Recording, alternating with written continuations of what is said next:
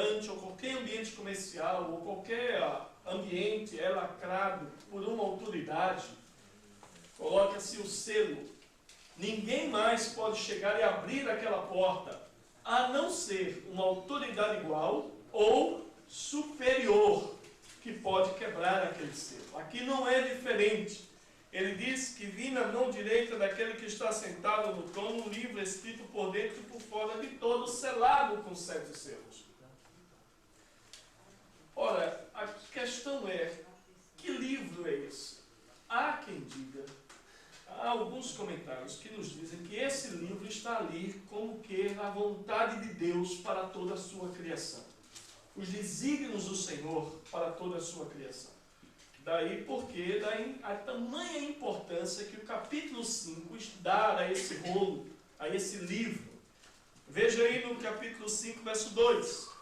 Ele ouve uma voz do céu, e disse: vi também um anjo forte que proclamava em grande voz: quem é digno de abrir o livro e desatar os selos? Se nesse livro está os desígnios de Deus, quem pode chegar e dizer: Deus, dá-me o destino de João, dá-me o destino de Maria, dá-me o destino da igreja, que eu irei conduzir da forma que o Senhor deseja, da forma que o Senhor colocou. Veio um anjo do céu, mostrando essa incapacidade nossa, minha e sua, e da igreja de Cristo, e do ser humano. E diz aí no versículo 3, a dimensão da pergunta: quem é digno?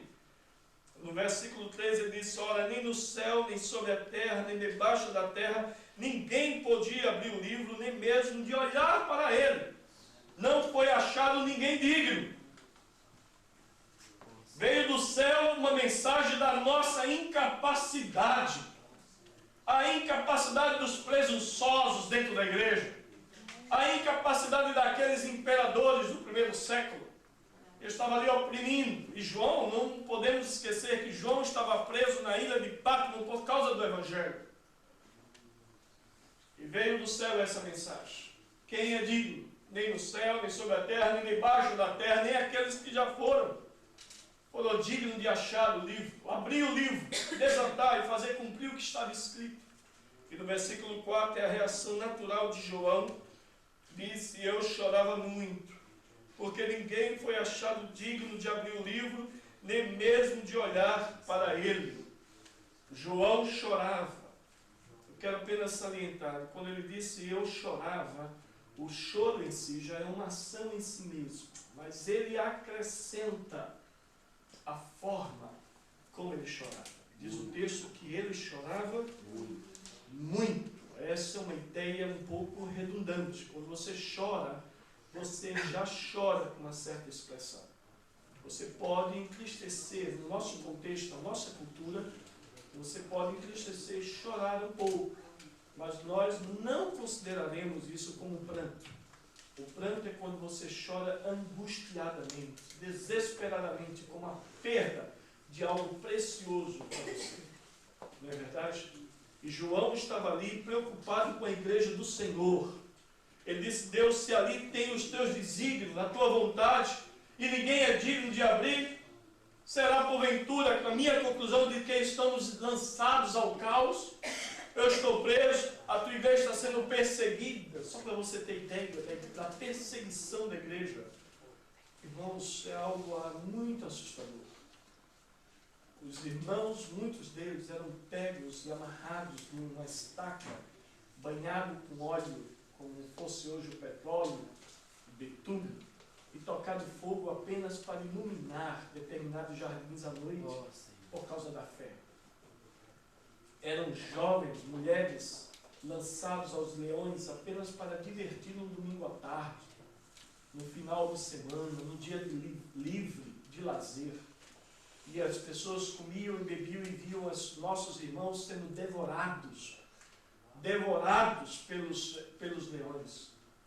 Eu tenho dúvida, irmãos, eu confesso a você, eu tenho dúvida se hoje na nossa igreja brasileira nós temos criados, ensinados os nossos crentes, o nosso povo a serem mártires do Senhor. Hoje o Evangelho tem vivido uma forma muito light. Nós temos vivido hoje um aspecto de que pessoas não estão mais preocupadas com a alma, estão preocupadas com o corpo. Nós temos vivido hoje, a pessoa não sabe mais o que significa amar. Pelo contrário, é ir para a cama. Nós temos hoje jovens que gostam de ir ao shopping, e nós como pastores muitas vezes achamos isso até normal. Nós temos hoje jovens que não sabem mais o que significa buscar a Deus. As doutrinas básicas da fé cristã já não mais fazem sentido dentro da igreja. Estamos criando tantas novas teologias, mas aquelas básicas que fizeram a diferença, que lançaram o fundamento da nossa igreja, têm sido esquecidas. Já não falamos mais dentro da igreja sobre justificação. Já não falamos mais daquela da redenção. Já não falamos mais de tantas doutrinas sérias que nós temos hoje como herança e temos lançado fora. Eu tenho dúvida se a nossa comunidade tem sido uma comunidade de mártires. Talvez saibam um discurso, mas na hora do aperto estão correndo para tantos cultos de libertação, descarrego, despejo e tudo mais. Porque não sabem mais pagar um preço de uma renúncia. Não sabem mais sofrer por Cristo. Não querem mais sofrer. Sofrer já não faz mais sentido. Em nome de Jesus. E João disse, ele estava chorando, e chorando muito, porque ninguém foi achado digno. Ele estava chorando desesperadamente. Já no versículo 5, vem uma mensagem do céu. Diz, todavia, um dos anciãos me disse, não chore, João. Eis que o leão da tribo de Judá, a raiz de Davi, venceu para abrir o livro e os seus 7 selos. Você imagina alguém chorando desesperadamente, e agora chega alguém, uma voz lá do céu, e diz, meu filho, pare de chorar. A grande pergunta seria, por qual razão? Por que deveria eu parar de chorar? Não sou justificado em chorar por causa destas razões que me levam ao desespero? Diz, porque tem uma esperança. Aleluia. Diz o texto, versículo 5, ele ponta, não chores, eis que o leão da tribo, respondendo a pergunta da indagação de João, não chores, por quê? Porque o leão da tribo de Judá, a raiz de Davi, venceu para abrir o livro e os seus 7 selos. Amém. Pare de chorar. Aleluia. Deixa-me dar um parênteses aqui. Quando é que você chora? Quando é que você, de fato, chora na presença do Senhor? Quando é que você fica de uma forma angustiada? Que quando aquilo que estava no teu controle saíram, passaram entre os seus dedos. Momentos muito preciosos. Há pessoas que podem chorar, mas há choros que são choros especiais. Choros que serão consolados. Há muitas pessoas que estão chorando, mas alguns choros são especiais. Diz o texto que se do céu vem uma mensagem da incapacidade humana, também do céu vem uma mensagem de esperança. Amém, amém. De esperança, diz aí no versículo 5, não chores, o leão da tribo de Judá, a raiz de Davi venceu para abrir o livro e seus 7 selos. E diz o verso 6, então, vi no meio do trono e dos 4 seres viventes, entre os anciãos, de pé, um cordeiro, como tendo sido morto. Ele tinha 7 chifres, bem como 7 olhos, que são os 7 Espíritos de Deus enviados por toda a terra.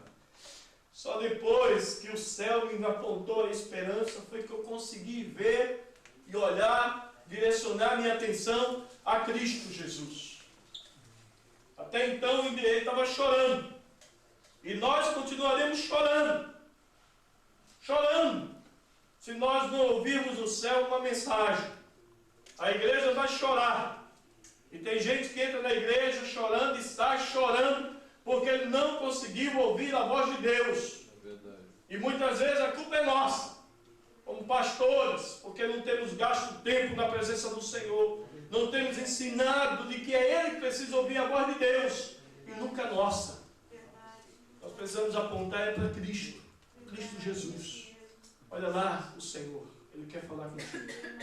Ele te conhece. Você pode vir com choro. Você pode vir quebrado, estraçalhado. Ele conhece você. E eu tenho algumas dores na minha alma. Dentre elas, quando fui pastor, eu cheguei e disse várias vezes: esqueça seus problemas e entre aqui e vamos louvar o Senhor. Esse momento é especial. Eu me arrependo disso. Muito. Pelo contrário, deveria ter dito: traga os seus problemas, que o Senhor conhece a todos. Amém. Traga e coloque na presença do Senhor. Diz o texto, uma coisa quase como bizarra de Jesus. Ele estava de pé, com o cordeiro como tendo sido morto. Tinha 7 chifres, 7 olhos, bem como 7 Espíritos de Deus enviados por toda a terra. Eu não sei se vocês que estão vindo do Brasil lembram do comercial da Fanta, em que 2 jovens jogam uma laranja, um limão, alguma coisa assim, e 2 animais chifrudos batem e ali sai o suco, não é isso? Então a ideia daquele bater, daqueles chifres, é a ideia de força. E quando fala que Jesus tinha 7 chifres, e nós já vimos e temos a ideia de que 7 é o número de perfeição, e chifre é a ideia de força, nós olhamos para Cristo que ele tem o quê? A força toda poderosa. Ele é o onipotente. Porque só o onipotente tem a força toda poderosa. E quando fala de 7 olhos, se um olho é para ver, 7 é a perfeição, ele tem uma visão completa. É aquele Cristo que não somente é onipotente, que pode fazer qualquer coisa, como também é aquele que conhece todas as coisas. E os seus 7 Espíritos enviados por toda a terra dá a ideia de que ele está em todo lugar. E essa onipotência, onisciência e a onipresença de Jesus é que faz a diferença nas nossas ações.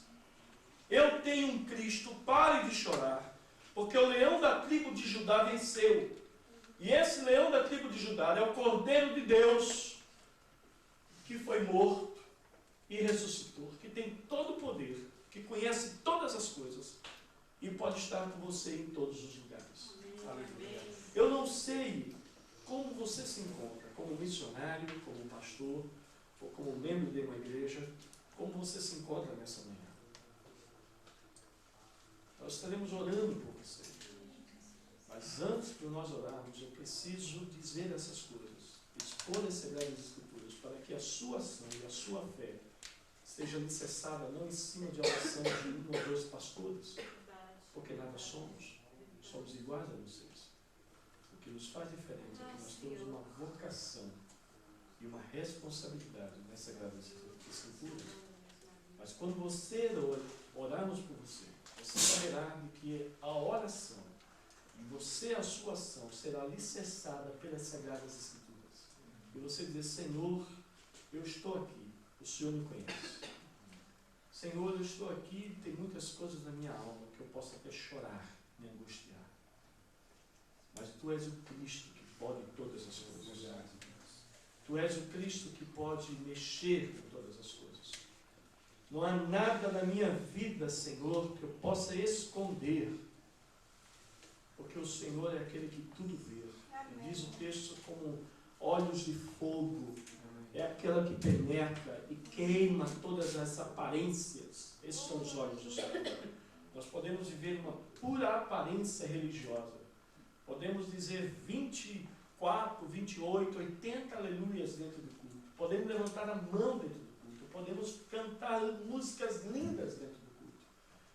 Mas tudo isso nós podemos fazer do lado de fora. O Senhor é aquele que vai lá dentro da nossa alma e diz: eu sei como você está. Eu conheço você.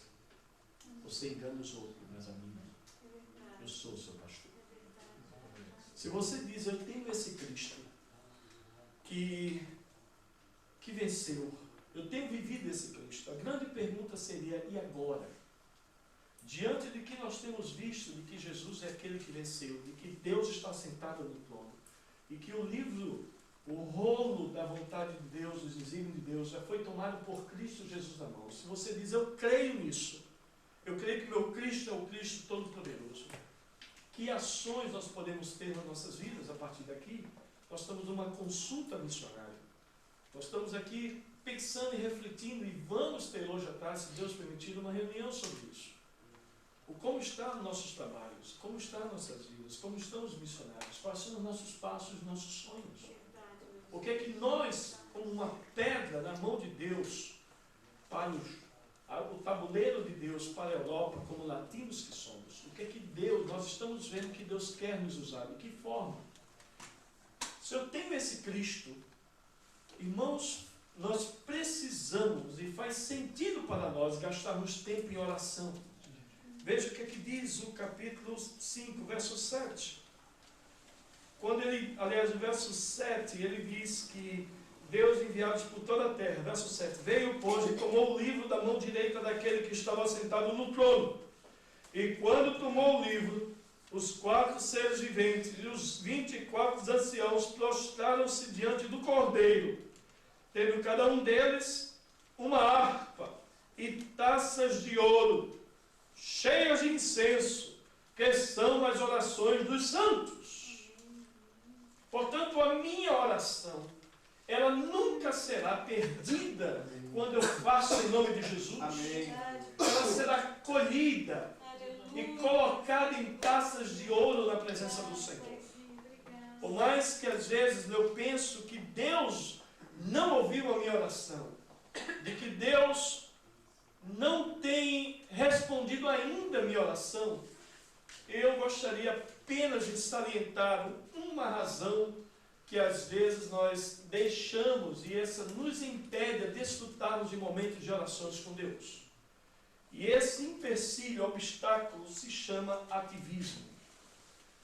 Um dos momentos que nós temos aí, podemos ter momentos, na nossa opinião, maravilhosos com Deus, mas sermos momentos secos para Deus. Bons talvez no nosso conceito, mas os nossos empecilhos, as nossas limitações, e dentre elas é o ativismo. Geralmente uma pessoa ativista, ele diz que ele é assim mesmo, é por temperamento, ele não consegue parar.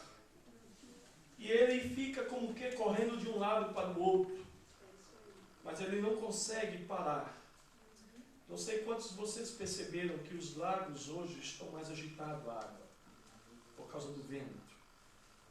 Ontem o lago estava como que um espelho, quieto, parado. Hoje já está mais agitado, aqui perto.